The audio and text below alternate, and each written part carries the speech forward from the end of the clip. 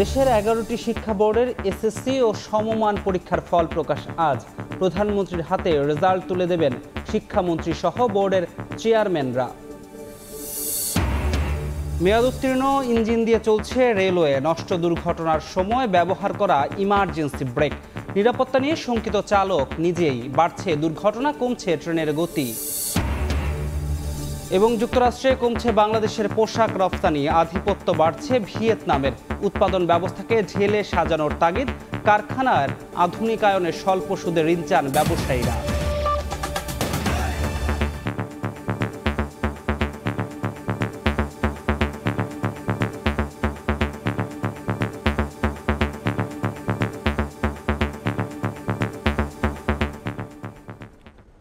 ভোরের সময় সঙ্গে আছি আমি ধ্রুব ব্যানার্জি।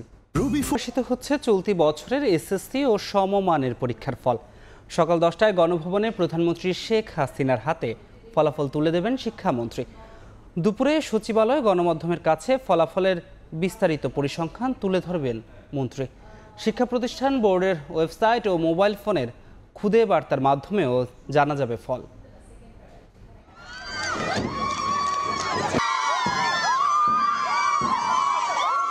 শিক্ষা জীবনের প্রথম পাবলিক পরীক্ষা এসএসসি। 10 বছরের সাধনার ফল পেতে যে অধীর আগ্রহে অপেক্ষা, সেই প্রহরটা শেষ হওয়ার পথে। প্রধানমন্ত্রী শেখ হাসিনার হাতে ফলাফলের সারসংক্ষেপ ও পরিসংখ্যান তুলে দেবেন শিক্ষামন্ত্রী। সঙ্গে থাকবেন শিক্ষা বোর্ডের চেয়ারম্যানরাও। পরে সচিবালয়ে শিক্ষা মন্ত্রণালয়ের সভাকক্ষে গণমাধ্যমের কাছে ফলাফলের বিস্তারিত পরিসংখ্যান তুলে ধরবেন শিক্ষামন্ত্রী। গত 15 ফেব্রুয়ারি শুরু হওয়া এসএসসি দাখিল ও ভোকেশনাল পরীক্ষায় মোট পরীক্ষার্থী 20,24,192 জন। এর মধ্যে এসএসসিতে 16,06,879 জন, দাখিলে 2,90,940 জন এবং এসএসসি ভোকেশনালে 1,26,373 জন। এবার সারা দেশে 29,735টি শিক্ষা প্রতিষ্ঠানের শিক্ষার্থীরা পরীক্ষায় অংশগ্রহণ করেন। সারা দেশের মোট কেন্দ্র 3,700, আর বিদেশের 8 কেন্দ্রেও অনুষ্ঠিত হয়েছে পরীক্ষা। কোভিডের পর এবারই প্রথম পূর্ণাঙ্গ সিলেবাস, পূর্ণ নম্বর ও পূর্ণ সময়ে পরীক্ষা অনুষ্ঠিত হয়েছে। নিয়ম অনুযায়ী এবারও পরীক্ষা শেষ হওয়ার 60 দিনের মধ্যেই ফলাফল প্রকাশিত হচ্ছে। শিক্ষার্থীরা শিক্ষা বোর্ডগুলোর ওয়েবসাইট ও SMS এর মাধ্যমে ফল জানতে পারবেন। ওয়েবসাইটে রোল নম্বর, রেজিস্ট্রেশন নম্বর, পরীক্ষার নাম, বছর ও শিক্ষা বোর্ড সিলেক্ট করে সাবমিট বাটনে ক্লিক করলেই জানা যাবে ফলাফল। এছাড়া মোবাইল ফোনে SMS এর মাধ্যমেও জানা যাবে ফল। শাকির আহমেদ, সময় সংবাদ, ঢাকা। অন্য প্রসঙ্গ, অদৃশ্য শক্তির ইশারায় দেশ চালাচ্ছে সরকার।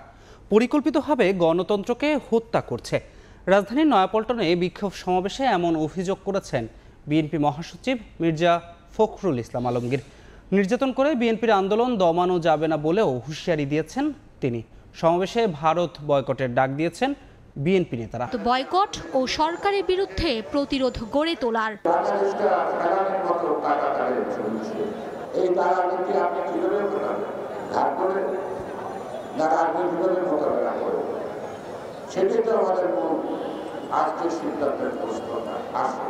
জনগণ ভোট দিক বা না দিক, ক্ষমতায় টিকে থাকতে হবে। এই সরকার একটি আপদ, সবাই মিলে ঐক্যবদ্ধ হবে এই আপদ আমরা বিদায় করি।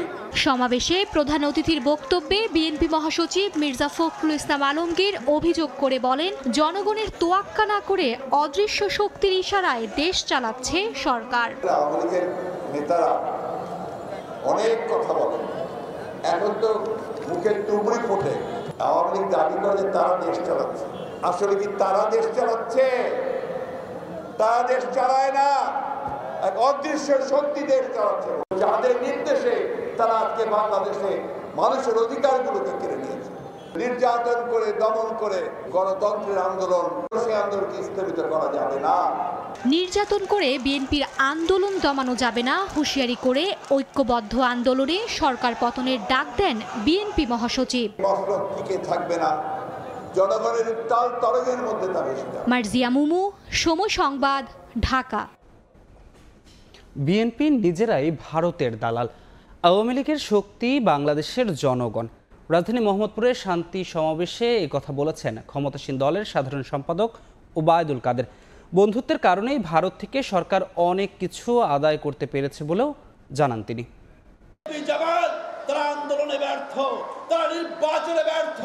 নির্বাচনে ভয় পায় বিএনপি জামাত, এমন অভিযোগ তুলে আওয়ামী লীগের সিনিয়র নেতারা বলেন পেছনে দরজা দিয়ে ক্ষমতা আসার চেষ্টা এবং আন্দোলনের নামে বিশৃঙ্খলা কোনোটাই মেনে নেওয়া হবে না। নির্বাচনে তারা আসতে চায় না, তারা নির্বাচনের বিশ্বাস করে না, তারা বিভিন্ন পেছনের দরজা দিয়ে ক্ষমতা আসতে চায়। তারেক রহমান যতক্ষণ পর্যন্ত তাদের নেতৃত্ব আছে ততক্ষণ পর্যন্ত তারা সংসদের বিরোধী দলের আসনে বসতে পারবে না। যে কোনো পরিস্থিতি মোকাবিলা করতে আওয়ামী লীগ প্রস্তুত বলে হুঁশিয়ারি উচ্চারণ করেন তারা। এই দেশ জয় বাংলার দেশ, এই দেশ বঙ্গবন্ধুর বাংলাদেশ। পরে আওয়ামী লীগ সাধারণ সম্পাদক ওবায়দুল কাদের বলেন ভারত বিরোধিতা বিএনপির দ্বিচারিতা। বয়স্কর বাবু কোথায় পালিয়েছিলেন? ভারতে আমাদেরকে বলে ভারতের দালালি কারা করে? নরেন্দ্র মোদী ভারতের যখন প্রধানমন্ত্রী নির্বাচিত সকালে বন্ধের দিন ভারতীয় দূতাবাসে বিএনপি নেতারা ফুল আর মিষ্টি নিয়ে হাজির হয়েছিল। দালাল কারা? জনগণের জানমাল রক্ষায় মাঠে থাকবে আওয়ামী লীগ এমন ঘোষণা দেন ওবায়দুল কাদের। বিএনপি জামাতের কথায় কান না দিয়ে শেখ হাসিনার উপর আস্থা রাখার আহ্বান জানান আওয়ামী লীগের সাধারণ সম্পাদক। এই অপশক্তির বিরুদ্ধে খেলা আবারও। হাতিকুর রহমান তামাল, সময় সংবাদ, ঢাকা। অহেতুক কোনো প্রকল্প পাশ করবে না সরকার, এমন কথা জানিয়ে প্রধানমন্ত্রী শেখ হাসিনা বলেছেন মানুষের উন্নয়নে ব্যয় সাশ্রয়ী ও টেকসই নির্মাণ প্রয়োজন। বলেন সীমিত সম্পদেই দেশকে এগিয়ে নিতে গবেষণায় মনোযোগী হতে হবে প্রকৌশলীদের। শনিবার সকালে ইঞ্জিনিয়ার্স ইনস্টিটিউশনের 61তম কনভেনশনে বক্তব্য রাখেন প্রধানমন্ত্রী। দেশের মেগা প্রকল্প নিয়ে সমালোচনাকারীদের একহাত নেন শেখ হাসিনা। তার পাল্টা প্রশ্ন, উন্নয়নের সুফল দেখে সমালোচকরা কি লজ্জা পাচ্ছেন?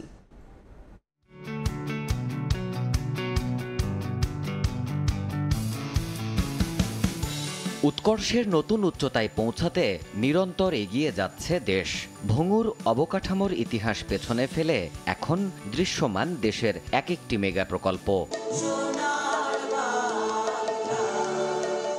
পেশাজীবী প্রকৌশলীদের জাতীয় সংগঠন ইঞ্জিনিয়ার্স ইনস্টিটিউশন বাংলাদেশ আইইবির 61তম কনভেনশনে এই কথাগুলোই যেন প্রতিধ্বনিত হলো রাষ্ট্রের সর্বোচ্চ পর্যায়ে। রাজধানীর রমনায় সকালে এই আয়োজনে যোগ দেন সরকার প্রধান।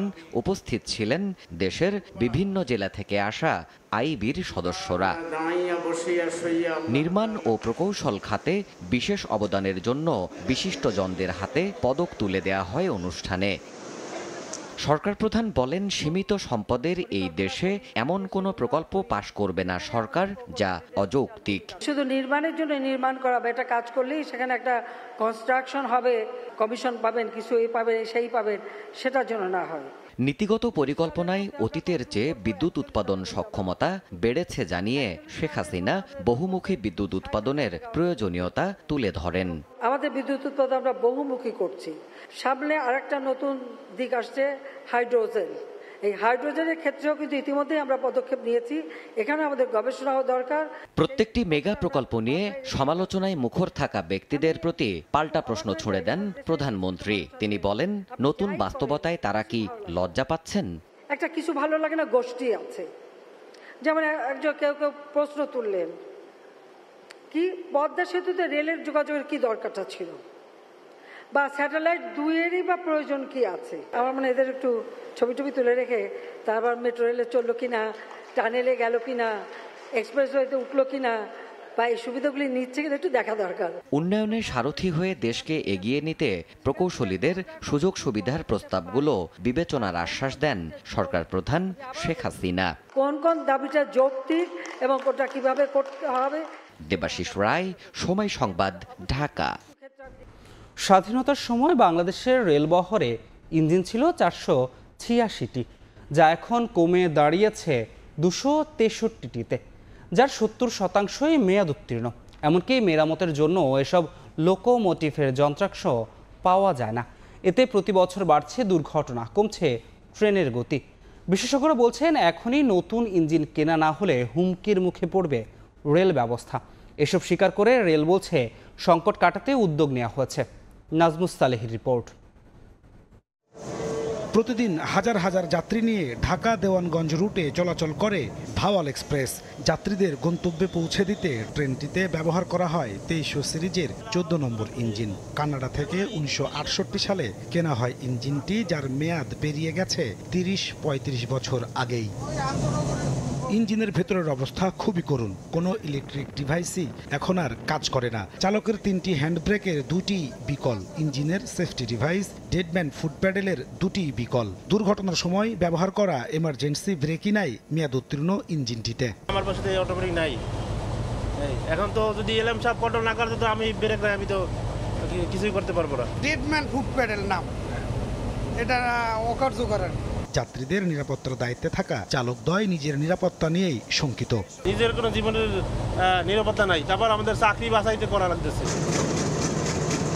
কমলাপুরে দেখা যায় ঢাকা নারায়ণগঞ্জ রুটে চলাচলকারী 2500 সিরিজের ইঞ্জিন দিয়ে চলছে শান্টিংয়ের কাজ। এই ইঞ্জিনটির ব্রেক চাকার সঙ্গে বেঁধে রাখা হয়েছে বেড়া বাঁধার সাধারণ জিআই তার দিয়ে। এর ভেতরের অবস্থা খুবই নাজুক। অকার্যকর সকল ইলেকট্রিক ডিভাইস কাজ করে না, এমার্জেন্সি ব্রেক, এমনকি পায়ের সেফটি ডিভাইসও। এদের নষ্ট, আপনারা লিখিত দিয়ে জানান নাই, কোনো কাম হয় না। কমলাপুর ওয়ার্কশপের কর্মীরা বলছেন দেশের 70% ইঞ্জিনের মেয়াদ পেরিয়ে গেছে বহুকাল আগেই। এমনকি পুরানো ইঞ্জিন মেরামতের যন্ত্রাংশও এখন আর পাওয়া যায় না। পাকিস্তান আমলে ইঞ্জিনিয়ার আছে, আমরা তো এই রিভাইভের ভর্তি, ওরা তালকে কাজ করতে যাইতেছে, যেটা পারতেছি না এটা আন্ডার রিভাইভে রাখেছি। কিছু কিছু গাড়ি আছে এগুলো এখনো চলতেছে, কিন্তু এগুলো এখনো চলার যোগ্য না। যোগাযোগ বিশেষজ্ঞরা বলছেন দ্রুত সংকট সমাধানে উদ্যোগ না নিলে হুমকির মুখে পড়বে রেল। ইঞ্জিনগুলি যদি আমরা অতি দ্রুত কেনার ব্যবস্থা না করি, আসলে আমাদের রেল পুরো ব্যবস্থাপনায় আমি মনে করি একটা খাদের কিনারায় চলে যাবে, যেভাবে দুর্ঘটনা বাড়ছে। তবে রেল কর্তৃপক্ষ বলছে এই ব্যাপারে নেওয়া হয়েছে উদ্যোগ। মিটারকে যে 50টা লোকোমোটিভ সেটি আসবে চট্টগ্রাম 2000 এই প্রজেক্টের মধ্যে 30টা লোকোমোটিভ আনার বিষয়টা এটা সংযুক্ত আছে। 2030-এর মধ্যে এটা মোটামুটিভাবে সব সংকটই কেটে যাবে। আর ইঞ্জিন সংকটের কারণে প্রতিনিয়ত শিডিউল বিপর্যয়ের বিপাকে পড়ছেন যাত্রীরা। গত এক যুগে রেলের উন্নয়নে খরচ হয়েছে 1.5 লাখ কোটি টাকা, অথচ এখনও রেলের যাত্রী পরিবহন চলছে 70% মেয়াদ উত্তীর্ণ ইঞ্জিন দিয়েই। এর কারণে প্রতি বছর কমছে ট্রেনের গতি, বাড়ছে দুর্ঘটনা। নাজমুস সালেহী, সময় সংবাদ, ঢাকা। ময়মনসিংহে ব্রহ্মপুত্রের বুকে দৃশ্যমান হওয়ার লক্ষ্যে দ্রুত গতিতে এগিয়ে চলছে দেশের বৃহত্তম আর্চ স্টিল সেতুর নির্মাণ কাজ। এ পর্যায়ে টেস্ট পাইলের উপর কয়েক দফা লোড টেস্টে মিলেছে সফলতা। শিগগিরই শুরু হবে সেতুর মূল ভিত্তি সার্ভিস পাইল স্থাপন। সড়ক ও জনপদ বিভাগ জানায় সবকিছু ঠিক থাকলে 2026 সালের শেষ হবে ময়মনসিংহবাসীর স্বপ্নের আর্চ স্টিল ব্রিজের কাজ। সাদিকুর রহমানের রিপোর্ট, ছবি তুলেছেন হোসেন আলী। বিকট শব্দে পিলারের উপর ধসে পড়ল 7 টনেরও বেশি ভারী লোহা। 100 কেজির বেশি ওজনের 67টি লোহার প্লেট একসঙ্গে আটকে বিশাল ধারণ ক্ষমতা সম্পন্ন ক্রেন দিয়ে শূন্যে ভাসিয়ে ছেড়ে দেওয়া হয় পাইলের উপর। এভাবেই ব্রহ্মপুত্রের বুকে প্রস্তাবিত আর্চ স্টিল ব্রিজের টেস্ট পাইলের ধারণ ক্ষমতা পরীক্ষা করা হয়। ময়মনসিংহের কেওটখালী এলাকায় চলা বিশাল কর্মযজ্ঞে এই ধাপে মিলেছে সফলতা। প্রতিটি টেস্ট পাইলে ধারণ ক্ষমতার 1.5 গুণ লোড দিয়ে সফলভাবে স্ট্যাটিক লোড টেস্ট শেষ করার পর এখন চলছে ডাইনামিক লোড টেস্টের কাজ এবং পরবর্তীতে শুরু হবে সার্ভিস পাইলের কাজ। এভাবেই এক একটি ধাপ নির্মাণ কাজ এগিয়ে যাবে। আগের টেস্টগুলোর সাথে আমরা মিলিয়ে দেখব পাইলের গুণগত মান এবং স্ট্রেংথ ঠিক আছে কিনা। এখন পর্যন্ত যা রেজাল্ট পাওয়া গেছে ভালো। ব্রহ্মপুত্রের দুই পারের মাটির গভীরে বসানো এক একটি পাইলের ব্যাস 1.5 মিটার, যার দৈর্ঘ্য 41.5 মিটার। মূলত এরকম পাইলের উপরেই দাঁড়িয়ে থাকবে কলাম স্প্যান সহ সম্পূর্ণ সেতুটি। সবকিছু ঠিক থাকলে 2026 সালের শেষের দিকে এই সেতু দিয়ে পারাপার হবে দুই পারের যানবাহন। পিয়ার কলামের পরে আমরা পিয়ার হেড করব, তারপরে গার্ডার করা হবে এবং তার উপরে ডেস্ক স্ল্যাব বসবে। ডেস্ক স্ল্যাবের উপরে পেভমেন্ট হবে, তার উপরে গাড়ি চলবে। এই প্রকল্প প্রকল্পে ব্যয় ধরা হয়েছে ৩,২৬৩ কোটি টাকা। এর মধ্যে পূর্ত ব্যয় হবে ২,১৩৭ কোটি টাকা। সাদিকুর রহমান, সময় সংবাদ, ময়মনসিংহ। যুক্তরাষ্ট্রে চীন বাংলাদেশের তৈরি পোশাকের রফতানি কমলেও আধিপত্য বাড়ছে ভিয়েতনামের। দ্রুত পরিবর্তনশীল অর্থাৎ ফাস্ট ফ্যাশন আর ম্যানমেড ফাইবারের পোশাক তৈরির সক্ষমতা বাড়াতে না পারলে অন্য দেশেও কমতে পারে বাজার হিস্সা, এমন আশঙ্কার কথাই বলছেন খাত বিশেষজ্ঞরা। এই শঙ্কা থেকে বাংলাদেশকে দূরে রাখতে নতুন নতুন প্রযুক্তির সন্নিবেশ আর কারখানাগুলোকে যুগোপযোগী করতে স্বল্প সুদের ঋণ সহযোগিতা নিয়ে সরকারকে এগিয়ে আসা দরকার বলে মনে করেন শিল্প মালিকরা। একক দেশ হিসেবে মার্কিন যুক্তরাষ্ট্র বাংলাদেশি পোশাকের দ্বিতীয় বৃহত্তম বাজার। তবে সেই বাজারে ক্রমে কমছে মেড ইন বাংলাদেশের হিস্সা, বিপরীতে বাড়ছে ভিয়েতনামি পোশাকের কদর।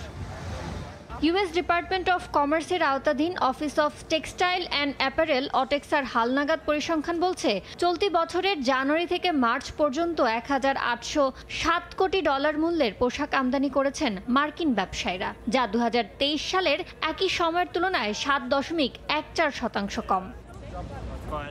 দেশটির এই সংকোচনমুখী আমদানি নীতির সবচেয়ে বেশি প্রভাব পড়েছে বাংলাদেশে। এক বছর আগের তুলনায় চলতি বছরের প্রথম 3 মাসে মার্কিন বাজারে তৈরি পোশাক রফতানিকারকদের শীর্ষ 5 দেশের মধ্যে কেবল রফতানি বেড়েছে ভিয়েতনামের, যেখানে সবচেয়ে বেশি 17.5% বেশি কমেছে বাংলাদেশের। এ অবস্থায় খাত বিশ্লেষকরা বলছেন, ফাস্ট ফ্যাশনকে গুরুত্ব দিয়ে ঢেলে সাজাতে হবে উৎপাদন ব্যবস্থাকে। এটা ফাস্ট ফ্যাশনের ইম্প্যাক্ট, এবং যে জায়গাগুলোতে আমাদের সক্ষমতা আর অনেক বাড়াতে হবে, আমরা এই জায়গাগুলোতে অনেক পিছিয়ে আছি। আমরা এখনো পর্যন্ত মার্কেটিং করতে গেলে স্মল কোয়ান্টিটি দেখলে আমরা নিই না। এই অর্ডারগুলো ডিমান্ড কিন্তু ওয়ার্ল্ডে এখন বেশি। ভিয়েতনাম তো শুধু এই প্রোডাক্ট, শুধু ম্যানমেড ফাইবার না, তারা কমপ্লেক্স প্রোডাক্টও বেশি করে আমাদের থেকে। গতানুগতিক ধারার থেকে বৈচিত্র্যময় পোশাক তৈরিতে মনোযোগ বাড়িয়েছেন শিল্প মালিকরাও। তবে তারা বলছেন, উদ্যোক্তাদের কাটাতে হবে শক্তিশালী ব্র্যান্ডিং মার্কেটিং দুর্বলতা। সেই সঙ্গে কারখানা আধুনিকায়নে স্বল্প সুদে বড় অঙ্কের ব্যাংক ঋণ নিয়ে এগিয়ে আসতে হবে সরকারকে। আমাদের এখানে হাইয়েস্ট গ্রিন ফ্যাক্টরি, ম্যানমেড ফাইবারটা আমরা কিন্তু অনেক পিছিয়ে আছি। আমাদের এখানে সেরকম কোনো স্পিনিং মিলও হয়নি ম্যানমেড ফাইবারের, এবং কোনো টেক্সটাইলও হয়নি। সরকারকে বারবার তাগাদা দিচ্ছি যে এগুলো করা দরকার। তো করতে গেলে অনেক ইনভেস্টমেন্ট, সেই ইনভেস্টমেন্ট আমরা এই 13-14-15% ইন্টারেস্ট দিয়ে কখনোই সম্ভব হবে না। সরকারকে এগিয়ে আসতে হবে। 2024 সালের জানুয়ারি থেকে মার্চ সময়ে যুক্তরাষ্ট্রে 175 কোটি ডলারের তৈরি পোশাক রপ্তানি করেছে বাংলাদেশ। এ সময় চীন রপ্তানি করেছে 344 কোটি ডলার মূল্যের তৈরি পোশাক, আর ভিয়েতনাম থেকে যুক্তরাষ্ট্রে গেছে 339 কোটি ডলার মূল্যের তৈরি পোশাক। ইয়ানুর শিফাত, সময় সংবাদ, ঢাকা। উচ্চ মূল্যস্ফীতি, ব্যাংক ঋণের সুদহার ও ডলারের দাম বৃদ্ধি, অগ্রিম আয়কর সহ নানা কারণে ব্যবসা বাণিজ্য চ্যালেঞ্জের মুখে পড়েছে বলে দাবি ব্যবসায়ীদের। রাজধানীতে ইউএস ট্রেড শো এর 29তম আয়োজনে এসে এমনটি জানালেন American chamber of commerce in বাংলাদেশের সভাপতি। বাংলাদেশে আমেরিকান প্রতিষ্ঠানগুলোর অবদানের কথা জানিয়ে তিনি বলেন, বাংলাদেশ ও যুক্তরাষ্ট্রের মধ্যে বাণিজ্য বাড়াতে ইউএস ট্রেড শো গুরুত্বপূর্ণ ভূমিকা রাখছে। বাংলাদেশে আমেরিকান পণ্য, সেবা প্রদর্শন ও দ্বিপাক্ষিক বাণিজ্য আরও শক্তিশালী করতে রাজধানীতে চলছে 29তম ইউএস ট্রেড শো 2024।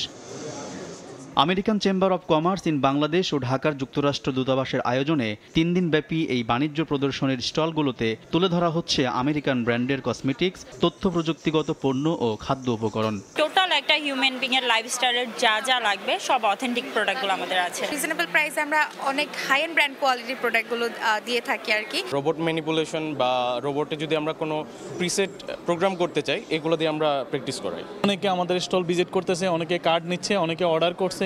নির্ভেজাল ভালো পণ্য পৌঁছে দেওয়ার চেষ্টা করছি। কেনাকাটার পাশাপাশি দেশটিতে পড়ালেখার জন্য ভিসা প্রক্রিয়ার বিষয়েও জানতে পারছেন শিক্ষার্থী ও অভিভাবকরা। খুব কনফিউজ থাকি যে আসলে এটা অথেন্টিক কিনা, তো সেই বিশ্বাস থেকে আমাদের এখানে আসা। নিউ ইয়র্কের প্রোডাক্ট, তো আমি একটু দেখতে আসলাম।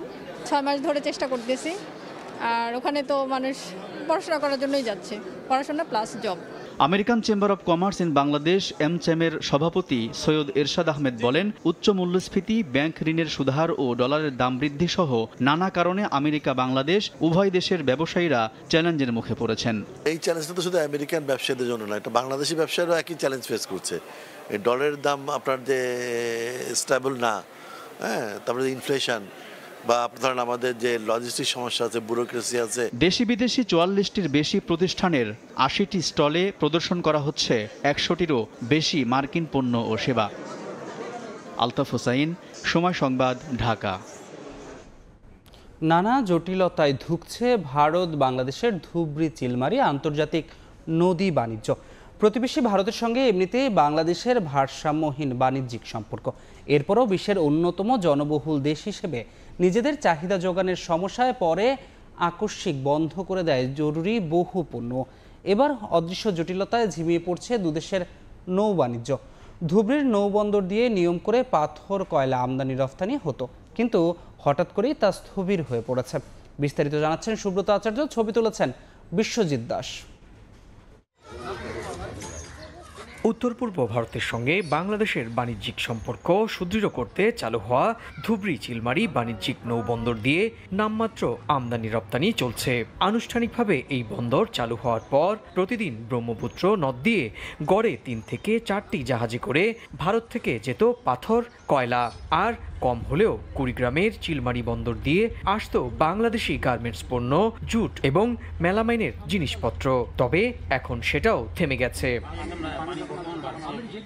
বাংলাদেশের উত্তরাঞ্চলের জেলাগুলোর ভূয়সী অর্থনৈতিক উন্নয়নের স্বপ্ন দেখানো ভারতের ধুবড়ী নৌবন্দর স্থবির হওয়ার পেছনে কারণ খুঁজতে আসামে পৌঁছায় সময় টেলিভিশন। বন্দরে ক্যামেরা নিয়ে ঢুকতেই বাধার মুখে সময় সংবাদ। এরপর বন্দরের পেছনে ব্রহ্মপুত্র নদের দিকে এগিয়ে যাওয়ার পর দেখা যায় 3টি বাংলাদেশি বার্জ মধ্য নদে চালান নেয়ার অপেক্ষায়। স্থানীয়রা বলছেন, আগে বন্দরে যথেষ্ট ব্যস্ততা থাকলেও বেসরকারি ব্যবস্থাপনায় ছেড়ে দেওয়ার পর গুরুত্ব কমেছে। চলমান ডলার সংকট, ভারতীয় জাহাজ মালিকদের অসহযোগিতার মতো নানা কারণে কমে গেছে আমদানি রপ্তানি। সঙ্গে যোগ হয়েছে নদের নাব্য সংকটও। আমাদের এখান থেকে যাচ্ছে ধুবড়ী পোর্ট দিয়ে কয়লা যাচ্ছে, পাথর যাচ্ছে, এ দুটাই মেন যাচ্ছে।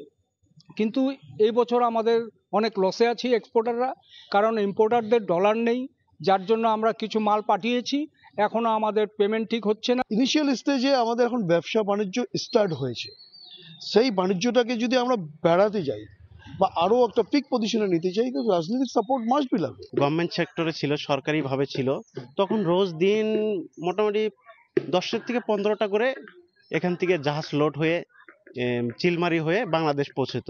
এখন প্রাইভেট সেক্টর হওয়ার জন্য এখন কম যাচ্ছে।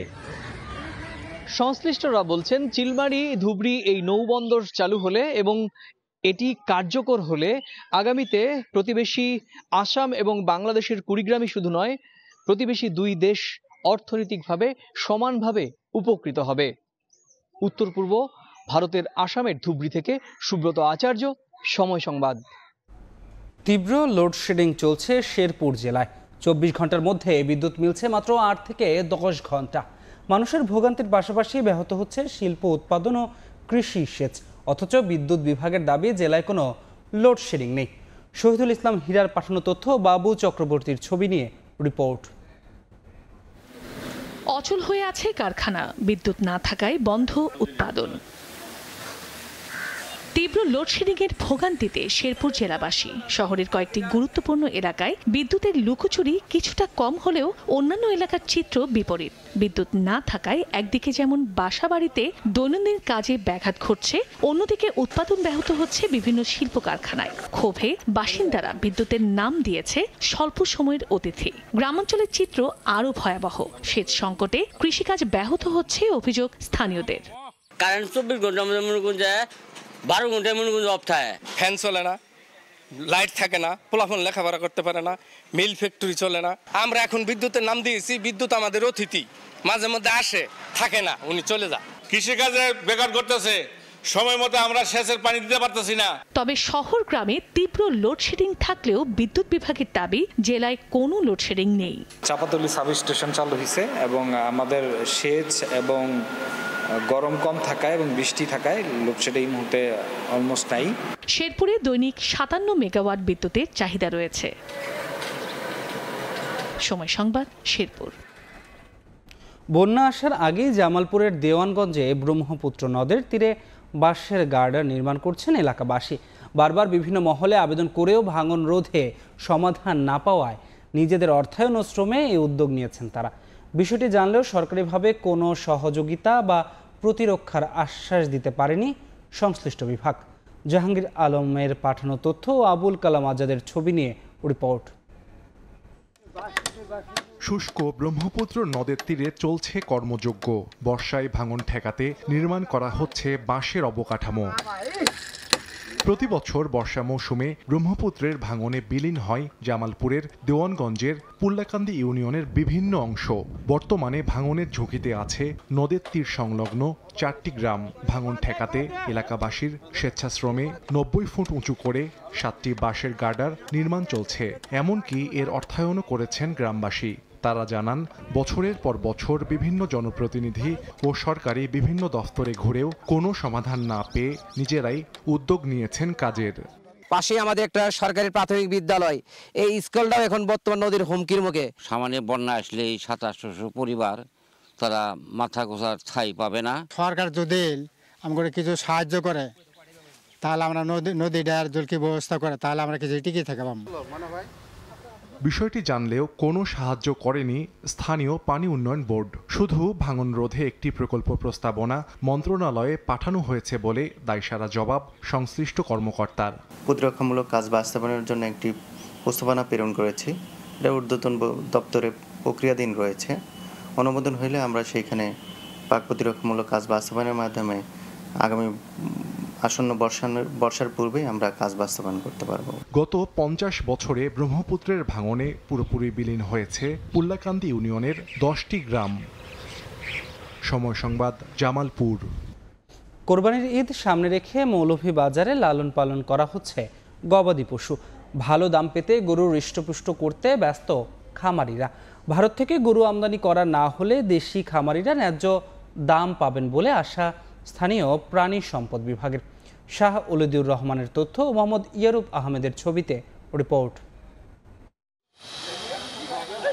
সুলতান, বিগ বস, আবার কোনোটার নাম পুষ্পা। আসন্ন কোরবানির ঈদ সামনে রেখে এসব বাহারি নামে লালন পালন করা হচ্ছে গবাদি পশু। মৌলভীবাজারের 7 উপজেলায় গড়ে উঠেছে গবাদি পশুর 5,500 খামার। প্রতিটি খামারেই প্রাকৃতিক পরিবেশে পরম আদর যত্নে পালন করা হচ্ছে গবাদি পশু। চাহিদার কথা ভেবে দেশি ও বিদেশি জাতের ছোট বড় গরু রয়েছে এসব খামারে। 1 লাখ থেকে শুরু করে রয়েছে 10 থেকে 12 লাখ টাকা দামের গরু। এরই মধ্যে অনেক ক্রেতা খামারে এসে আগে ভাগে কিনছেন পছন্দের গরু। প্রবাসী অধ্যুষিত এ জেলায় দিন দিন বাড়ছে কোরবানির পশুর চাহিদা। এটা লাইভ ওয়েট 800 কেজি, এটা অলরেডি 6 লক্ষ টাকা দাম হইছে। গমের ভুসি খাওয়াই, কুড়া খাওয়াই, সোলাই না ন্যাচারাল খাবার খাওয়াই বেশি। 70টা মতো গরু রেডি করছি। তো কিছু গরু আমার এখনো বিক্রি চলে। অলরেডি 60টা গরু আমি বেচছি। আজ থেকে 3-4 দিন আগে প্রায় সামথিং 13 লক্ষ টাকার মতন। ভারত থেকে গরু আমদানি করা না হলে দেশি খামারিরা ন্যায্য দাম পাবেন বলে আশা স্থানীয় প্রাণী সম্পদ বিভাগের। যে সকল সীমান্ত এলাকায় বা আমাদের বর্ডার আছে যেগুলো দিয়ে গরু বাছুর পাস হয়, সেই বর্ডার দিয়ে যাতে গরু বাছুর পাস না হয় একটা নজরদারি ওই এলাকার থাকে, যাতে বাইরে থেকে গরু বাছুর দেশে না আসে। প্রাণী সম্পদ বিভাগের তথ্য মতে জেলায় চলতি বছর কোরবানির ঈদের জন্য প্রায় 96,728টি গবাদি পশু পালন করা হয়েছে। সময় সংবাদ, মৌলভীবাজার। প্রত্যাশীদের কোনো বই আর থাকবে না, আলাদা কার্ড ব্যবস্থাপনার কথা জানিয়েছেন বাংলাদেশের মহা হিসাব নিরীক্ষক ও নিয়ন্ত্রক মোহাম্মদ নুরুল ইসলাম। রাজধানীর কাকরাইলে অডিটর ভবনে আয়োজিত মহা হিসাব নিয়ন্ত্রক কার্যালয়ের 51তম প্রতিষ্ঠা বার্ষিকী অনুষ্ঠানে এ কথা বলেন তিনি। অডিটর জেনারেল জানান, স্মার্ট গভর্নেন্সের অংশ হিসেবেই সিএজির সকল কার্যক্রম অনলাইনে ও ওয়ান স্টপ ভিত্তিক সেবা পাচ্ছেন অবসরে যাওয়া সরকারি কর্মচারীরা। অনুষ্ঠানে প্রধান অতিথির বক্তব্যে অর্থমন্ত্রী আবুল হাসান মাহমুদ আলী বলেন, স্মার্ট বাংলাদেশ গড়ে তুলতে সরকারের পদক্ষেপ প্রশংসার দাবি রাখে। জবাবদিহিতা, স্বচ্ছতার মধ্য দিয়ে পেনশন প্রত্যাশীদের সেবা দেওয়ার পরামর্শ দেন বক্তারা। এ সময় ই পেমেন্ট সহ বিভিন্ন মাধ্যমে ডিজিটাল ব্যবস্থাপনার তথ্য তুলে ধরেন সিএজি কর্মকর্তারা। আমরা সকলে এখন স্মার্ট বাংলাদেশ নির্মাণে কাজ করে যাচ্ছি। তারই ধারাবাহিকতায় সরকার আর্থিক ব্যবস্থাপনা পদ্ধতি আরও গতিশীল, আধুনিকীকরণ করার করে সুশাসন প্রতিষ্ঠা অবদান রাখার লক্ষ্যে আমরা প্রায় সকল আর্থিক কার্যপ্রযুক্তি সর্বোচ্চ ব্যবহার মধ্যে সম্পাদনের চেষ্টা করছি। অবকাঠামো, স্বাস্থ্য, শিক্ষা, সামাজিক নিরাপত্তা সহ প্রতিটি সেক্টরে আজ ইতিবাচক দিন বদল ঘটেছে। মাননীয় প্রধানমন্ত্রীর নেতৃত্বে বাংলাদেশ আজ সারা বিশ্বে উন্নয়নের রোল মডেল। উন্নয়নশীল দেশ ও সেসব দেশের জনগণ কীভাবে সম্মানের সাথে উন্নত জীবনযাপন করতে পারেন, সারা পৃথিবীকে সে বিষয়ে পথ দেখিয়ে চলেছেন মাননীয় প্রধানমন্ত্রী।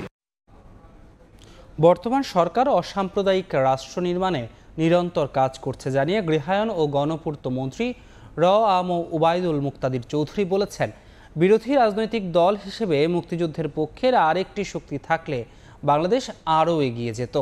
শনিবার বিকেলে ঢাকা বিশ্ববিদ্যালয়ের ডক্টর মোহাম্মদ হাবিবুল্লাহ কনফারেন্স হলে মত ও পথ প্রকাশিত 4টি বইয়ের প্রকাশনা অনুষ্ঠানে তিনি কথা বলেন।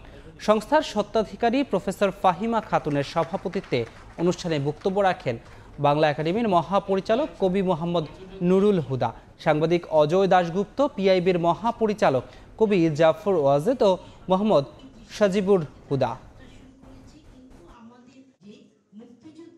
মুক্তিযুদ্ধের চেতনার কথা এমন সব মানুষদের কাছ থেকে শুনতে হয় যারা আদৌ মুক্তিযুদ্ধে বিশ্বাস করেন কিনা এটা আমার সন্দেহ আছে। একটা অদ্ভুত অবস্থার মধ্যে আমরা বসবাস করি। আমরা একটি অসাম্প্রদায়িক বাংলাদেশ গড়তে চেয়েছিলাম, ধর্মনিরপেক্ষ রাষ্ট্র ব্যবস্থা গড়ে তোলার জন্য চেষ্টা করেছিলাম, কিন্তু আনফরচুনেটলি আমাদের ব্যর্থতা আছে। আমার মনে হয় এই দুটো প্রত্যয় থেকে আমরা অনেক দূরে আছি। মুক্তিযুদ্ধের পক্ষের আরেকটা শক্তি যদি বিরোধী শক্তি হিসাবে থাকতো তাহলে দেশটা আরো ভালোভাবে এগিয়ে যেত বলে আমরা মনে করি। প্রধানমন্ত্রী শেখ হাসিনা মানবজাতিকে মানব সম্পদে রূপান্তর করে দেশকে এগিয়ে নিয়ে যাচ্ছেন বলে জানিয়েছেন প্রবাসী কল্যাণ ও বৈদেশিক কর্মসংস্থান প্রতিমন্ত্রী শফিকুর রহমান চৌধুরী। শনিবার দুপুরে সিলেটের বটেশ্বরে এক অনুষ্ঠানে তিনি এই কথা বলেন। দেশের নেতৃবৃন্দরা বলেন যে অতি দ্রুত, অতি অল্প সময়ে বাংলাদেশ কিভাবে এগিয়ে গেল। আমার মাননীয় প্রধানমন্ত্রীকে জিজ্ঞাসা করার পরে তিনি বলেন যে না, আমার হাতে কোনো আলাদিনের বাতি নয়, আমার হাতে একটি জিনিসই, বাংলার 18 কোটি মানুষের 36 কোটি হাত। সেই 36 কোটি হাতকে আমরা কাজে লাগিয়ে আমরা বাংলাদেশকে এগিয়ে নিয়ে যাচ্ছি।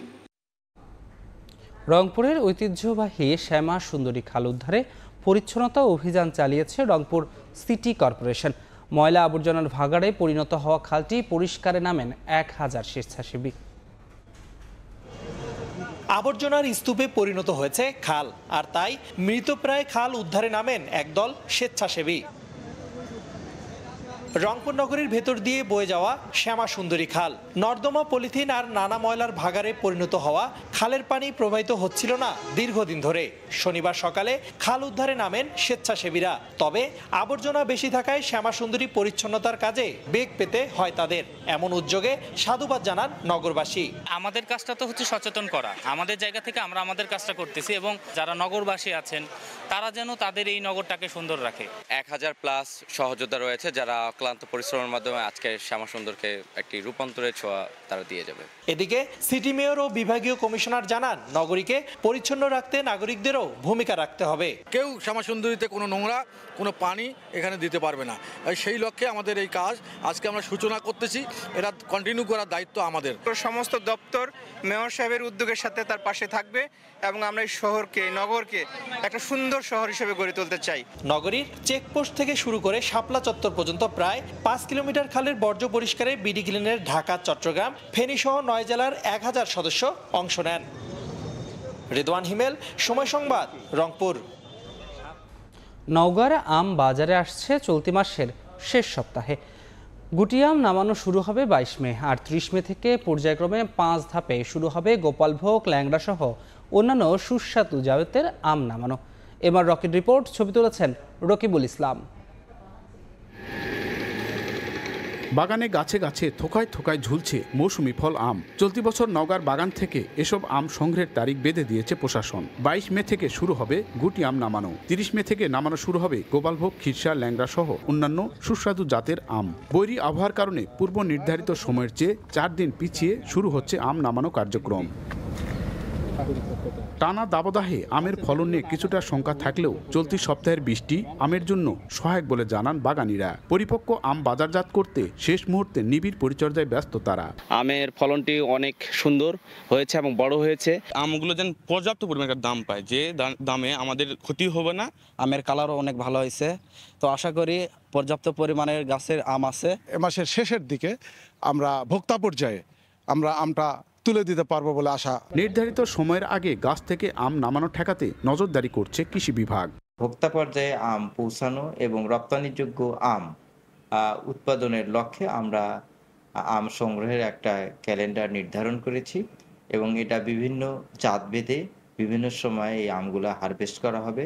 জেলার বরেন্দ্র এলাকার বাগানে বাগানে উৎপাদিত হয় 23 জাতের সুস্বাদু আম। চলতি বছর 2,500 কোটি টাকার আম বাণিজ্যের আশা সংশ্লিষ্টদের। আর আমের বাগান রয়েছে 31,000 হেক্টর জমিতে।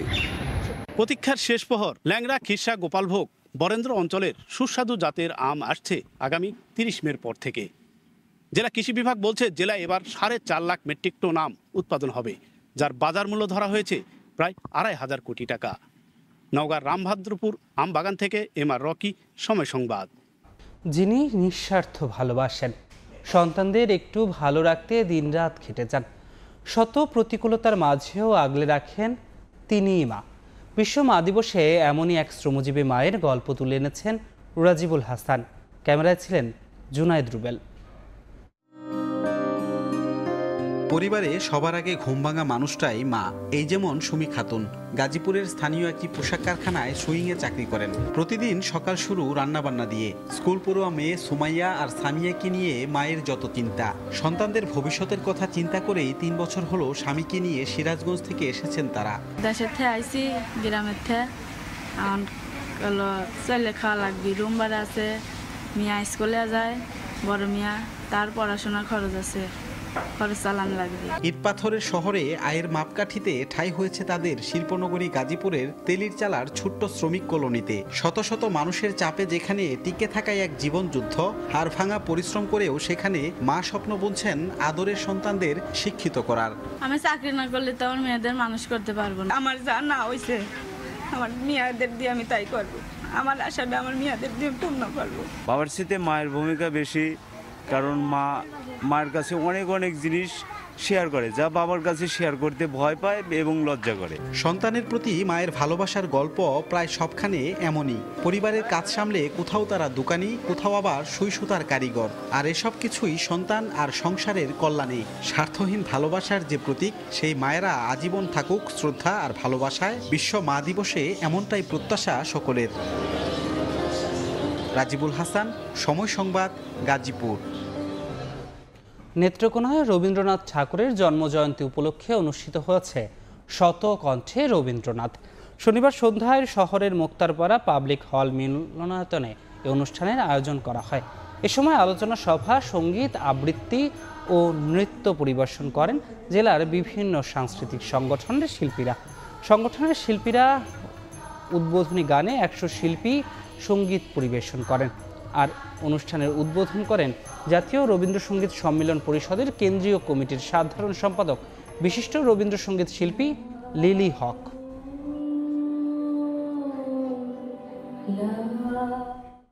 ভোরের সময়ে আরও থাকছে। আজ জিম্বাবুয়ের বিপক্ষে শেষ টি-20তে মাঠে নামবে বাংলাদেশ।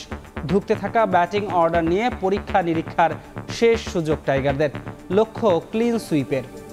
মুখ্যমন্ত্রী এবং আম আদমি পার্টির নেতা অরবিন্দ কেজরিওয়াল জামিন পাওয়ার পর শনিবার নির্বাচনী প্রচারণায় অংশ নেন। বলেন, নরেন্দ্র মোদী ভারতে একনায়কতন্ত্র কায়েম করতে চান। নির্বাচনের প্রচারে অনুমতি দিয়ে ভারতের সুপ্রিম কোর্ট শুক্রবার কেজরিওয়ালকে অন্তর্বর্তীকালীন জামিন দেন। 2 জুন আবারও আদালতের কাছে আত্মসমর্পণ করবেন দিল্লির মুখ্যমন্ত্রী। নির্বাচনী প্রচারণার জন্য অন্তর্বর্তী জামিন পাওয়ার পর শনিবার ভারতের দিল্লির মুখ্যমন্ত্রী এবং আম আদমি পার্টির নেতা অরবিন্দ কেজরিওয়াল একটি রোড শো করেন। এ সময় রাস্তা পরিণত হয় জনসমুদ্রে। কেজরিওয়ালের দলীয় পতাকা নিয়ে শত শত মানুষ রাস্তায় জড়ো হয়ে কেজরিওয়ালের পক্ষে স্লোগান দেন। এ সময় অরবিন্দ কেজরিওয়াল বলেন, প্রধানমন্ত্রী নরেন্দ্র মোদীর ভারতীয় জনতা পার্টি সংবিধান পরিবর্তন করতে চায় এবং দেশে যাতে কোনো নির্বাচন না হয় তা নিশ্চিত করতে চায়। रशिया के अंदर चुनाव ही नहीं होते, पुतिन ने वहां पे संविधान बदला, पुतिन ही पुतिन चलता है। यहाँ भी ये संविधान बदलेंगे कि अब चुनाव नहीं होंगे इस देश के अंदर और बस मोदी जी जब तक रहेंगे तब तक प्रधानमंत्री रहेंगे। क्या हमें तानाशाही चाहिए? क्या हमें लोकशाही खत्म करनी है? क्या हमें जनतंत्र खत्म करना है? हम किसी भी हालत में मर जाएंगे, कट जाएंगे, लेकिन लोकशाही खत्म नहीं होने देंगे इस देश के अंदर से। दोस्तों, চলমান সাধারণ নির্বাচনে প্রচারের অনুমতি দিয়ে ভারতের সুপ্রিম কোর্ট শুক্রবার একটি দুর্নীতি মামলায় কেজরিওয়ালকে অস্থায়ী জামিন দেন। প্রধানমন্ত্রী নরেন্দ্র মোদীর তীব্র সমালোচক কেজরিওয়াল ভারতের লোকসভা নির্বাচনের 7 দফার ভোটের শেষ 1 জুন পর্যন্ত জামিনে মুক্ত থাকবেন। আদালতের নির্দেশনা অনুযায়ী 2 জুন আবারও আত্মসমর্পণ করবেন দিল্লির মুখ্যমন্ত্রী। হাফসাতুন্নেসা, সময় সংবাদ। সুইডেনে বর্ষবরণ ও ঈদ পুনর্মিলনী উপলক্ষে আয়োজন করা হয় জমকালো সাংস্কৃতিক অনুষ্ঠানের। পাশাপাশি বাংলাদেশের ঐতিহ্যবাহী নানা স্বাদের খাবারের আয়োজন ছিল চোখে পড়ার মতো। সুইডেনে নিযুক্ত বাংলাদেশি রাষ্ট্রদূত সহ বহু প্রবাসী বাংলাদেশি উৎসবে অংশগ্রহণ করেন। সুইডেন থেকে আরও জানাচ্ছেন শফিউল আলম। গান, কবিতা, নাচ আর সঙ্গে দেশীয় নানা স্বাদের খাবারের পসরা সাজিয়ে সুইডেনে আয়োজন করা হয় বর্ষবরণ আর ঈদ পুনর্মিলনী উপলক্ষে জমকালো আয়োজন। সুইডেনের বিভিন্ন শহর থেকে বিপুল সংখ্যক প্রবাসী বাংলাদেশি অনুষ্ঠানে অংশ নেন। স্টকহোম সিটি কাউন্সিলের ডেপুটি মেয়র সহ স্থানীয় সুইডিশরাও উপভোগ করেন বাংলাদেশি সাংস্কৃতিক অনুষ্ঠান। সাংস্কৃতিক অনুষ্ঠানের পাশাপাশি বাংলাদেশের ঐতিহ্যবাহী নানা স্বাদের খাবারের আয়োজন ছিল চোখে পড়ার মতো। দেশীয় নানা স্বাদের খাবার নিয়ে দেশের মতো করেই পসরা সাজিয়ে বসেন বিক্রেতারা। সুইডেনে বসবাসরত প্রবাসী বাংলাদেশি উদ্যোক্তারাও নিজেদের পণ্য নিয়ে আসেন। দেশীয় সাজসজ্জায় প্রবাসী বাংলাদেশিদের সরব উপস্থিতি এক আনন্দমুখর পরিবেশের সৃষ্টি করে। মনে হয়েছে বিদেশের বুকে যেন এক টুকরো বাংলাদেশ। আমরা খুব আনন্দিত, অনেক লোক, এক পুরানো বন্ধু বান্ধব সবার সঙ্গে দেখা হচ্ছে, একটা বাংলা প্রোগ্রাম হচ্ছে, বাংলাদেশ থেকে শিল্পী আসছে, আমরা অনেক খুশি। এখানে আসলে ফিল হয় যেন এক টুকরো বাংলাদেশ, সব বাঙালিরা এক জায়গায় আমরা একসাথে হচ্ছি। আমার কাছে মনে হচ্ছে আমি বাংলাদেশে আছি। অনেক বড় পরিসরে অনেক জায়গা থেকে উপসলা, তারপর অনেক স্টকহোমের বাইরে থেকেও অনেক লোক এসেছে। আমরা চেষ্টা করেছি বাংলাদেশের কালচার, কৃষ্টি তুলে ধরার জন্য, যাতে সুইডেনে জন্মগ্রহণকৃত যারা নতুন প্রজন্ম আছেন ওনারা যেন আমাদের এই বাংলাদেশের কালচার শিখতে পারেন, জানতে পারেন এবং আগামীতে বহুদূর এগিয়ে নিয়ে যেতে পারেন। আবহাওয়া অনুকূলে থাকায় এবার প্রবাসী বাংলাদেশিদের সরব উপস্থিতি ছিল লক্ষণীয়। এমন মনোজ্ঞ সাংস্কৃতিক উৎসবে অংশ নিতে পেরে খুশি আগত প্রবাসী বাংলাদেশিরা। শফিউল আলম, সময় সংবাদ। টি-20 সিরিজের খবর। পঞ্চম ও শেষ ম্যাচে আজ মাঠে নামছে দুদল। তৃতীয়বারের মতো জিম্বাবুয়েকে হোয়াইট ওয়াশের সুযোগই নয়। এই ম্যাচ টাইগারদের কাছে ধুঁকতে থাকা ব্যাটিং অর্ডার নিয়ে পরীক্ষা নিরীক্ষার শেষ সুযোগ। টানা খেলার মধ্যে থাকায় ম্যাচের আগের দিন বিশ্রামে ছিল দুদলই। মিরপুর ম্যাচ শুরু সকাল 10টায়। চিরাচরিত প্রথা ভেঙে হোম অফ ক্রিকেটে এক ভিন্ন অভিজ্ঞতার সাক্ষী হওয়ার অপেক্ষা। যারা একটু সময় নিয়ে আয়েশ করে টি-20 দেখতে অভ্যস্ত তাদের জন্য সময়টা একটু হতাশার। তবে বিশ্বকাপের টাইমিং এর কথা মাথায় রেখে নিজেদের 166 নম্বর টি-20তে এই প্রথম বাংলাদেশ মাঠে নামতে যাচ্ছে সকাল 10টায়। চট্টগ্রাম থেকে ঢাকা টানা ম্যাচ আর অনুশীলন, তাই তো এদিন টিম হোটেলে বিশ্রামেই দুই দল। সকালে সুইমিং আর কয়েক দফা জিম সেশন করেছে টিম টাইগার। একটা স্লট বাদ দিলে বাংলাদেশের বিশ্বকাপ দল প্রায় চূড়ান্ত। তানভীর নাকিদ, তানজিম সাকিব, তাও হয়তো ঠিক হয়ে যাবে এদিনই। আইপিএলের যুগে টি-20 সংজ্ঞায় বদলে গেছে, তবে সেই পথে হাঁটতে পারছে না শান্ত বাহিনী। এ যেমন চতুর্থ ম্যাচে উড়ন্ত শুরুর পরেও যাচ্ছে তাই ব্যাটিং প্রদর্শনী। তবুও এই দলটার উপরই আস্থা রাখতে বললেন সৌম্য সরকার। টি-20 জিনিসটাই প্রত্যেক বলে সিচুয়েশন চেঞ্জ হইতে পারে। ম্যাচ জিতা অভ্যাসটাও অনেক বড় একটা জিনিস। তো আমরা ম্যাচ জিতছি, কিভাবে জিতছি, তার থেকেও বড় কথা যে আমরা কি ক্রিকেট খেলছি, এখান থেকে আমাদের কতটুকু ইমপ্রুভনেস আছে, এটা আমরা কিভাবে বের করতে পারবো। হ্যাঁ, এগুলো নিয়ে আলোচনা হয়। অনেক সময় থাকে যে টিমের অনেক টাইপস প্ল্যান থাকে যে আমরা এইভাবে নেক্সট, যেহেতু সামনে বড় ওয়ার্ল্ড কাপ, সো অনেক টাইপসের প্ল্যান থাকে যে আমরা আজকে এরকম প্ল্যান খেলছি, নেক্সট ডে আরেকটা প্ল্যানে খেলছি, যে কোনটা আমাদের জন্য শ্যুট করে সেটা যে আমরা বড় মেসেজে কাজে দেব। ভিন্ন চিত্র জিম্বাবুয়ের শিবিরে। নিশ্চিত জয় পাওয়া উচিত এমন দুটো ম্যাচ তাদের ফসকে গেছে বেখেয়ালিপনায়। তবু ক্যাম্বেল মুজরাবানিতে ভর করে অন্তত শেষ ম্যাচে সান্ত্বনার জয় নিয়ে দেশে ফিরতে চায় আফ্রিকার দলটি। বিশ্বকাপের বিবেচনায় এ ম্যাচেও আসছে একাধিক পরিবর্তন। ওপেনিংয়ে ফিরতে পারেন নিজেকে হারিয়ে খোঁজা লিটন। ধুঁকতে থাকা দুর্বল জিম্বাবুয়েকে 5-on-5 ক্লিন সুইপের শুধুমাত্র হাতছানি নয়, চলতি বছর ঘরের মাটিতে শেষবারের মতো রঙিন পোশাকে মাঠে নামছে টিম টাইগার। বিশ্বকাপের ঠিক আগে ধুঁকতে থাকা বাংলাদেশের ব্যাটিং অর্ডার এ ম্যাচে ফিরে পাবে তো দিশা। লিটন শান্তরা ফিরে পাবেন তো চেনা ছন্দ। ফলাফল ছাপিয়ে এটাই এখন বড় প্রশ্ন। মাহবুব রিমন, সময় সংবাদ, শেরেই বাংলা জাতীয় ক্রিকেট স্টেডিয়াম, ঢাকা। একটা না দুইটা রেকর্ডের সামনে দাঁড়িয়ে সাকিব আল হাসান। জিম্বাবুয়ের বিপক্ষে শেষ টি-20তে 2 উইকেট পেলেই আন্তর্জাতিক ক্রিকেটে 700 উইকেটের মাইল ফলক স্পর্শ করবেন টাইগার অলরাউন্ডার। মিরপুরে অতি মানবীয় বোলিং করলে ড্যানিয়েল ভেট্টোরিকে টপকে বাঁহাতি স্পিনারদের মধ্যে বিশ্বে সর্বোচ্চ উইকেট শিকারীও হয়ে যেতে পারেন সুপার সাকিব। সাকিব আল হাসান, যার নামের পরে সমর্থকরা অনেক সময় যোগ করে দেন দ্য মিথ, দ্য লেজেন্ড। বাংলার ক্রিকেটে যিনি আক্ষরিক অর্থে একজন কিংবদন্তি। মাঠের বাইরে তার কত বিতর্ক হয়, সমালোচনাও, কিন্তু মাঠে নামলেই দেখা মিলে ভিন্ন এক সাকিবের। প্রতিনিয়ত নিজেকে ছাড়িয়ে যাওয়ার তীব্র আকাঙ্ক্ষা, যা তাকে দিয়েছে বিশ্বসেরা অলরাউন্ডারের খেতাবও। শুধু বর্তমান সময়ের না, ক্রিকেট ইতিহাসের সেরা অলরাউন্ডারের সংক্ষিপ্ত তালিকা করা হলে সেখানে নিশ্চিতভাবেই দেখা যাবে সাকিবের নাম। এই সাকিবের নামের পাশে আছে অজস্র রেকর্ড। গেল অর্ধযুগে বাংলাদেশের হয়ে যত ম্যাচ মিস করেছেন, সেগুলো খেললে এতদিনে অনেকের ধরাছোঁয়ার বাইরে চলে যেতেন সাকিব। এখনো বেশ কিছু রেকর্ডে আছে শুধুই সাকিবের নাম। সুযোগ আছে সেই তালিকাটা আরো লম্বা করার। ক্রিকেটে বাঁহাতি বোলারদের মধ্যে সবচেয়ে সফল পাকিস্তানের কিংবদন্তি ওয়াসিম আকরাম, যার আছে 916টি উইকেট। বাঁহাতি বোলারদের মধ্যে সবচেয়ে বেশি উইকেট শিকারে সেরা 5-এই আছেন সাকিব। ওয়াসিমের পর তালিকায় দ্বিতীয় নাম লঙ্কান গ্রেট চামিন্না ভাসের। 3 ফরম্যাটে 520 ইনিংসে যিনি শিকার করেছেন 761 উইকেট। সাকিবের সাবেক গুরু কিউই জেন্টলম্যান ড্যানিয়েল ভেট্টোরি 498 ইনিংসে 705 উইকেট নিয়ে ক্যারিয়ার শেষ করেন। এর পরের নামটাই সাকিব আল হাসানের। 470 ইনিংসে সাকিবের শিকার 698 উইকেট। সাকিবের পর আছেন অজি গতি তারকা মিচেল স্টার্ক। জিম্বাবুয়ের বিপক্ষে 2 উইকেট পেলেই 700 উইকেটের ক্লাবে নাম লিখাবেন সাকিব। বাংলাদেশের কোনো বোলারেরই নেই 500 উইকেট, সেখানে সাকিব যুক্ত হতে যাচ্ছেন 700 উইকেটের এলিট ক্লাবে। 2 উইকেট পেলে হবে 700, এর চেয়ে 6টা উইকেট বেশি পেলেই সাকিব টপকে যাবেন ড্যানিয়েল ভেট্টোরিকে। বাঁহাতি স্পিনার হিসেবে এখন পর্যন্ত এই কিউই সবচেয়ে বেশি উইকেটের মালিক। জিম্বাবুয়ের বিপক্ষে না হলেও যুক্তরাষ্ট্রে গিয়ে সেই রেকর্ড সাকিব স্পর্শ করবেন সেটা বলাই যায়। সাজিদ মুস্তাহিদ, সময় সংবাদ। বিশ্বকাপের আগে জিম্বাবুয়ের বিপক্ষে বাংলাদেশের বাজে ব্যাটিং দেখে ক্ষুব্ধ সাবেকরা। যুক্তরাষ্ট্র ও জিম্বাবুয়ের বিপক্ষে সিরিজ খেলে টাইগারদের বড় আসরে ভালো করাটা অসম্ভব বলে মন্তব্য করেছেন সাবেক ক্রিকেটার মোহাম্মদ রফিক। ঢাকা আসছে আরও ভালো ক্রিকেট খেলবে। আপনি দেখেন তো এখন কি ক্রিকেট, আপনি যদি আইপিএলের সাথে তুলনা দেন, আইপিএল দেখেন 200 রানও সেভ না, হারতেছে 200 রান করে, আর আমরা 150 রান করতে পারছি না। তো বাংলাদেশের সবচেয়ে টপ টিম বানায় এই টিমটাই তো ওয়ার্ল্ড কাপে যাবে।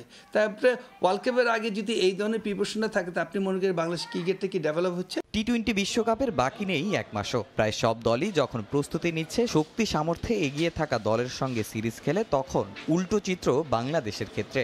বিশ্বকাপ কোয়ালিফাই করতে পারেনি জিম্বাবুয়ে, আর আয়োজক হিসেবে প্রথমবারের মতো সুযোগ পেয়েছে যুক্তরাষ্ট্র। এমন দলের সঙ্গে খেলে বিশ্বকাপের মতো আসরে ভালো কিছু আশা করাটাও অবাস্তব। এর সাথে যদি মনে সঙ্গে জিতা যদি আপনি মনে করেন যে আমরা বিশ্বকাপ প্রিপারেশনে তা এখনও স্বপ্নের রাজ্যে ভাস করেন। আমরা কিন্তু মুখে মুখে অনেক কথা বলি, কিন্তু কাজের জায়গায় কিন্তু দেখেন আমরা কিন্তু ওই জায়গাটা ব্ল্যান্ড আছি। দল নিয়ে খুব একটা আশার কথা না বললেও অধিনায়ক শান্তর পাশে আছেন সাবেক এই ক্রিকেটার। জিম্বাবুয়ের বিপক্ষে সিরিজে রান খরায় নিদারুণ সমালোচনা হয়েছে টাইগার দলপতির। কথা উঠেছে তার ক্যাপ্টেন্সি নিয়েও। তবে দলের নতুন কান্ডারিকে সময় দেওয়ার পক্ষে মোহাম্মদ রফিক। ওই যে ট্যালেন্ট প্লেয়ার, সত্যি কথা কি ওই ট্যালেন্ট ওই খেলতে পারতেছে না 1 নাম্বার, বাট দেখা যাচ্ছে ওই কোনো প্রেশারের জন্য এরকম হচ্ছে। বাট ওকে ফ্রি খেলতে দিতে হবে। টিমের রেজাল্ট যাই হোক, তুই ফ্রি খেল। আমি বললাম যদি এই পোকাটা যদি ওর মাথায় ঢুকা দিতে পারে, তাই ইনশাল্লাহ আমি বলবো যে নেক্সট ম্যাচ ভালো খেলবে, বিশ্বকাপেও ভালো খেলবে। তামিম হোসেন, সময় সংবাদ, ঢাকা। বিপিএল ফুটবলের খবর। ইতিহাস গড়ে অন্যান্য উচ্চতায় পৌঁছে গেল বসুন্ধরা কিংস। বিপিএলে টানা 5মবারের মতো শিরোপা জিতে নিজেদের গড়া রেকর্ড ভাঙল দেশের ক্লাব ফুটবলের জায়ান্টরা। মোহামেডানকে 2-1 ব্যবধানে হারিয়ে 3 ম্যাচ হাতে রেখে লিগ শিরোপা নিশ্চিত করল অস্কার ব্রুজনের দল। ময়মনসিংহ স্টেডিয়ামে মাঠে নামার আগে রাজ্যের যত ভাবনা বসুন্ধরা কিংসের। এই ম্যাচটা জিতলেই নিশ্চিত হবে লিগ শিরোপা। টানা 5মবারের মতো বিপিএল শিরোপা জিতে নিজেদের গড়ার রেকর্ড ভাঙার হাতছানি দলটার সামনে। কোনো রকম ভুল হলেই বাড়বে শিরোপা উল্লাসের অপেক্ষা। আর ম্যাচটাও চলতি মৌসুমের একমাত্র অপরাজিত দল মোহামেডানের বিপক্ষে। কিছুটা চাপে থেকেই মাঠে নামে অস্কার ব্রুজনের দল।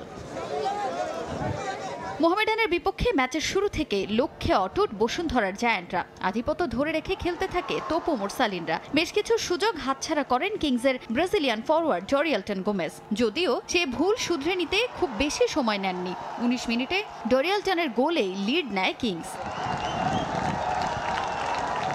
1 গোলে পিছিয়ে গিয়ে সমতায় ফিরতে মরিয়া হয়ে খেলতে থাকলেও কিংসের জমাট রক্ষণদুর্গ ভাঙতে পারেনি মোহামেডান। 1-0-তে এগিয়ে থেকে বিরতিতে যায় কিংস।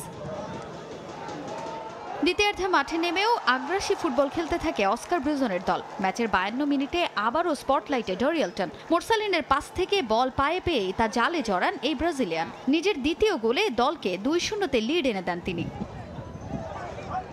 2 গোলে পিছিয়ে গিয়ে যেন হুঁশ ফেরে আলফাজের শিষ্যদের। একের পর এক আক্রমণ করে 65 মিনিটে 1 গোল শোধ দেয় সাদা কালোরা। ব্যবধান কমান মিনহাজ। এরপর বাকি সময়ে গোলের বেশ কিছু চেষ্টা করলেও সমতায় ফেরা হয়নি মোহামেডানের। আর তাতেই 2-1 ব্যবধানের জয়ে টানা 5ম শিরোপার স্বাদ পায় বসুন্ধরা কিংস। লিগ শিরোপা জয়ের সঙ্গে মোহামেডানের বিপক্ষে সবশেষ দেখায় হারের মধুর প্রতিশোধটাও নিল বসুন্ধরা কিংস। আর সাদা কালোদের হারিয়ে শিরোপা উৎসবে মেতে ওঠে ফুটবলার ও সমর্থকরা। Very nice, one more championship. I'm very happy. And now one more time Bashundhara Kings stay in the top. Bashundhara Kings যখন স্টার্ট করে লিগে, তো এটা আমরা ভাবি না যে আমরা টানা 5বার চ্যাম্পিয়ন হব। মুস্তাকিম ভাই ভালো খেলছে এবং তার থেকে আমরা আশাবাদী। সে আমাদের উদীয়মান প্লেয়ার এবং ইনশাআল্লাহ সে সামনের 21 তারিখে ফাইনাল ম্যাচটা সেখানে হ্যাট্রিক করবে। মুরসালিন ভাই, এরপরে রবসন রবিনো, ডরিয়ালটন, তাদেরকে ওসাম বসুন্ধরা 5বারের চ্যাম্পিয়ন। আনন্দটা একটু বেশি ছিল, এক্সাইটেড। আমরা অনেক দূর থেকে আসছি দলকে সাপোর্ট দেওয়ার জন্য। তো আজকে আশা মোহামেডানের সাথে 3 পয়েন্ট নিয়ে আমরা লিগ চ্যাম্পিয়ন হয়ে গেছি। এই জয়ে টানা 5মবারের মতো বিপিএল শিরোপা জিতে নতুন উচ্চতায় পৌঁছে গেল বসুন্ধরা কিংস। তাজিন খন্দকার, সময় সংবাদ। দেশে দীর্ঘদিন ফুটবল কোচিং কোর্স বন্ধ থাকায় বিদেশে ঝুঁকছেন স্থানীয় কোচরা। তবে দ্রুতই বাংলাদেশ ফুটবল ফেডারেশনের অধীনে কোচিং কোর্স চালু করার কথা জানিয়েছেন ওয়াফের টেকনিক্যাল ডিরেক্টর সাইফুল বারী টিটু।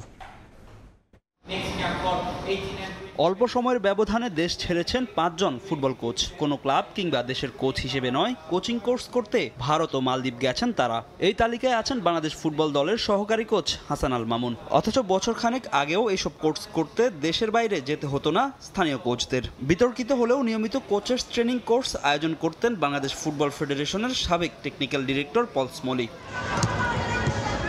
কিছুদিন আগে বাফুফের টেকনিক্যাল ডিরেক্টর পদে নিয়োগ পান সাইফুল বারী টিটু। দীর্ঘদিন দেশের কোচিং কোর্স বন্ধ থাকায় দ্রুতই এই লাইসেন্স পেতে স্থানীয় কোচদের দেশের বাইরে যাওয়ার প্রবণতা বেড়েছে বলে জানান তিনি। পল যাওয়ার পর তো কোর্সগুলি আসলে হয়নি, সো অনেকদিন ওয়েট করেছে অনেকে যারা লাইসেন্স, যেমন এই লাইসেন্সটা এখন হচ্ছে মালদ্বীপে।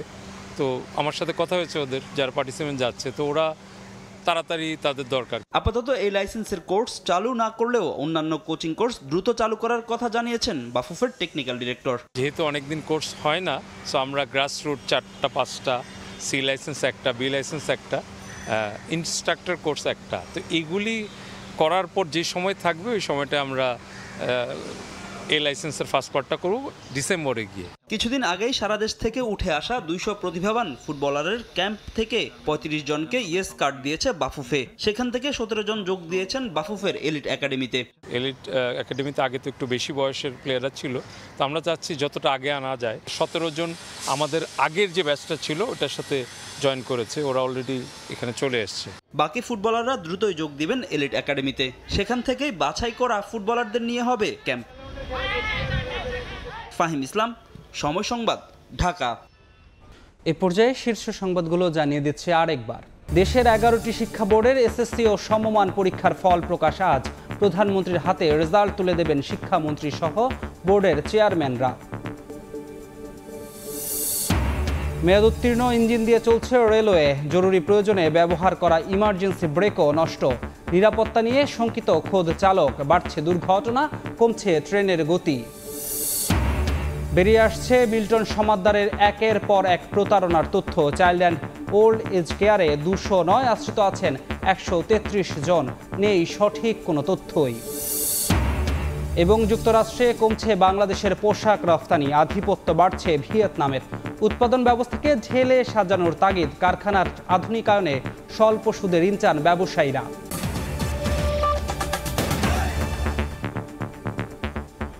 এই ছিল ভোরের সময়। এরপর দেখবেন সকালের সময়, থাকবেন ছোঁয়া খন্দকার। ধন্যবাদ ধ্রুব। সকালের সময় নিয়ে ফিরছি কিছুক্ষণ পর, সঙ্গেই থাকুন সময়ের।